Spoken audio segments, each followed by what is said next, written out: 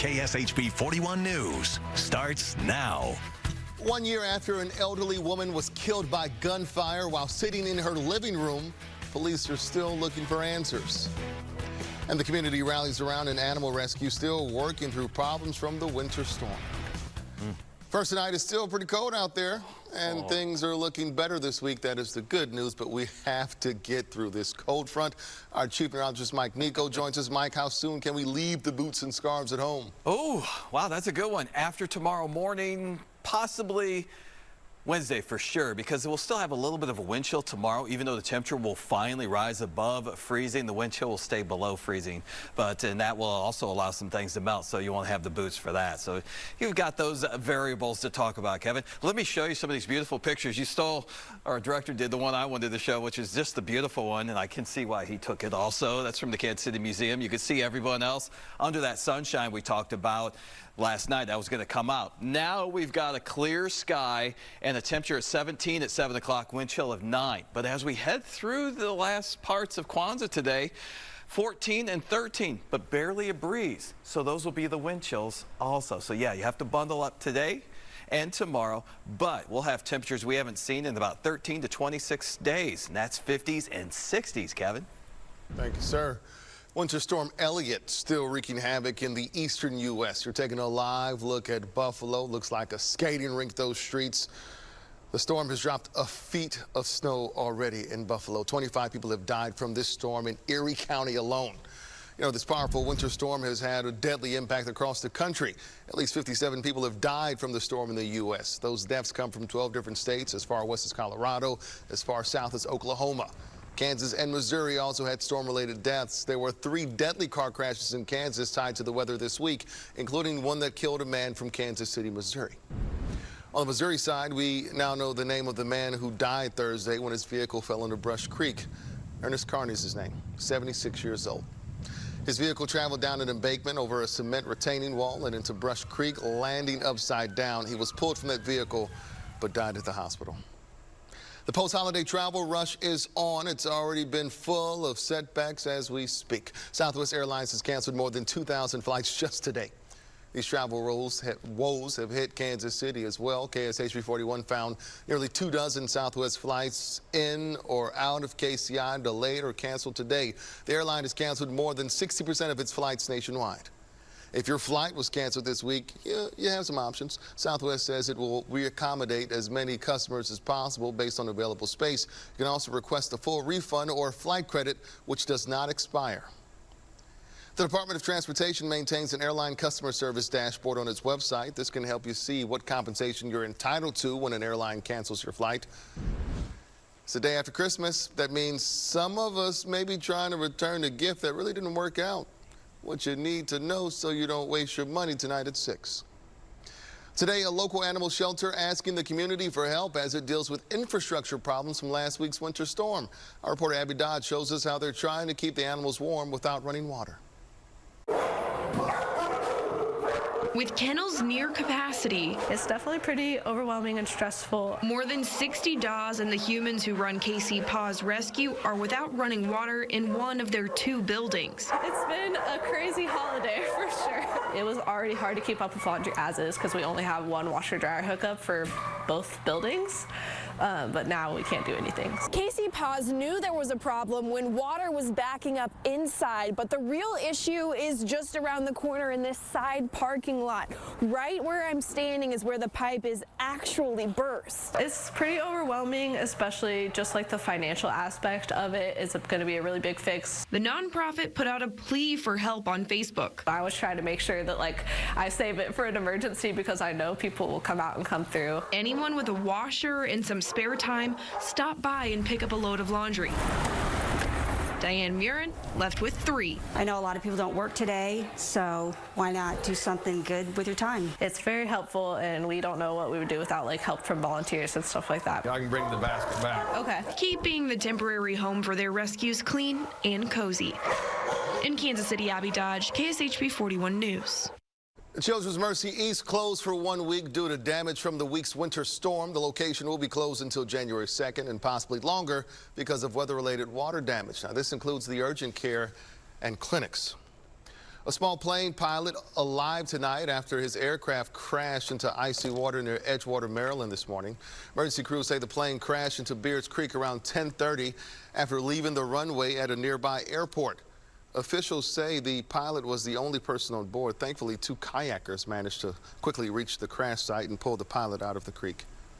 The fact that these 2 individuals were able to recognize what happened and got into their kayaks and went out there absolutely probably saved his life. The pilot taken to the hospital, but again expected to survive. The cause of the crash still under investigation. Tonight we have an update on the death of a young child over the weekend. We now know that child who was shot on Christmas Eve was only 3 years old. Police say the shooting is believed to be an accident. They are not looking for any suspects.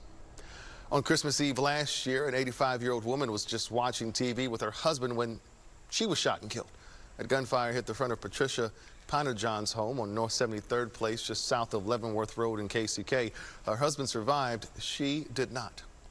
A year later, her family wants answers in her murder. KSHB 41 investigator Cameron Taylor finds out where the case stands. KCK police say they've exhausted all viable leads. Since the shooting last year, they've only gotten a handful of tips. Tonight, they are pleading for information that could help solve the case. Police say more than 40 rounds were fired at the house last Christmas Eve. It was Patricia Panajohn's husband who crawled to the phone to call 911. After the shooting, neighbors came together to remember the 85-year-old woman. I checked in with KCK Police Chief Carl Oakman about the case. He thinks more than one person was involved in the shooting, and those responsible knew who they were looking for. The chief believes it was not Patricia and her husband.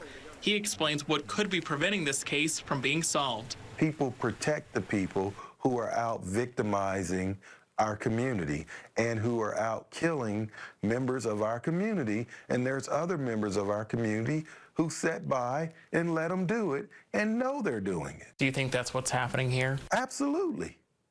Absolutely. In February, KCK PD said this car was possibly involved. It may be a silver 2011 to 2014 Volkswagen Passat or Jetta.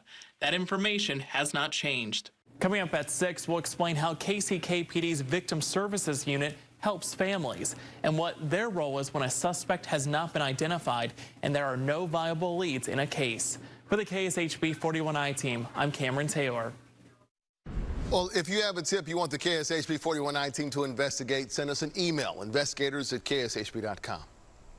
Even though the worst of the cold has passed, it's still important to stay bundled up and warm when you're outside this time of year.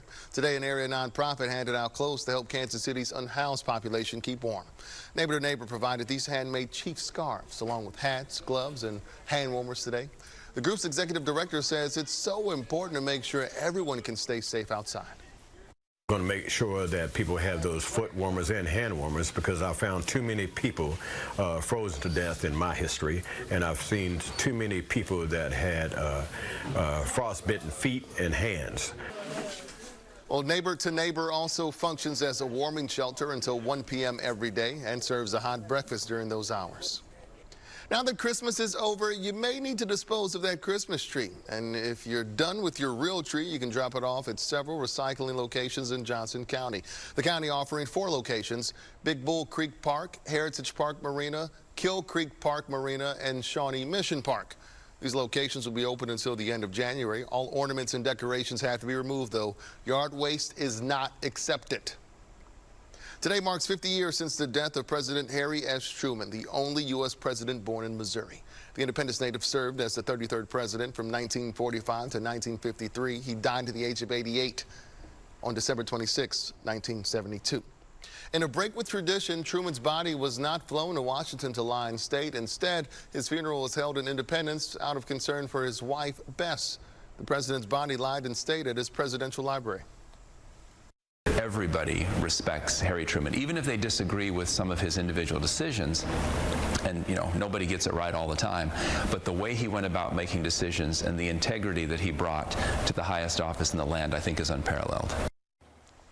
The Truman Presidential Library closed today in observation of Christmas, but it will reopen tomorrow. President Truman and his wife, Bess, are buried at the library. As the war in Ukraine now approaches its 11th month, Russian President Vladimir Putin said he's ready to talk. Ukraine's foreign minister hoping for a peace summit by the end of February. NBC's Matt Brantley reports from Ukraine as the strikes continue through the Christmas holiday.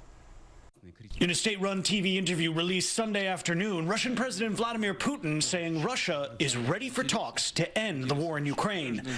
It's not the first time Putin has offered to negotiate, and Ukrainian officials have already dismissed the offer as not serious. Putin's offer comes as Russia's attacks on Ukraine continued on Christmas Day, after airstrikes hit the southern Ukrainian city of Kherson on Christmas Eve, killing 10 people and wounding 55 more. Ukraine's president urging his countrymen to keep the faith. We will celebrate our holidays as always. We'll smile and be happy, he said in a Christmas Eve message. Lesya Zadilska and her family are doing just that. They're cooking over a gas camping stove. Are you celebrating Christmas in spite of Putin? I would say yes. We know they want to destroy all our holidays, so some holidays for us, they could be targeted for them just like it is in Kherson. But from the front lines to the home front, Christmas carries on. Russian bombs leveled the Kovtun family house in Makariv outside Kyiv. So last Christmas at this time, you were making Christmas dinner here. Yes, we were decorating a Christmas tree here with handmade toys, she said. Now they live in a prefab, modular home next door. Their Christmas tree smaller than they're used to. Oksana's 7-year-old grandson David let me decorate it with him. David's parents, Vitaly and Tatiana, told me David was distraught when his home was destroyed. It was tough for us to accept what happened, she told me, much less to explain it to David. The boys on the front are always front of mind. Vitaly's brother Mikhailo is deployed as a military cook. He's busy cooking Christmas dinner for his comrades. Are you guys in a good mood, Vitaly asks. They are, Mikhailo responds. Even though they're not at home, they're in a good mood. A bit of Christmas spirit, even as this war rages on. The Kansas City Chiefs rolled over the Seattle Seahawks on Christmas Eve. Still, there's always something to improve, right? Aaron Ladd has cheers and jeers coming up. Plus, one lucky lottery player could win more than $500 million. Your next chance to win after the break.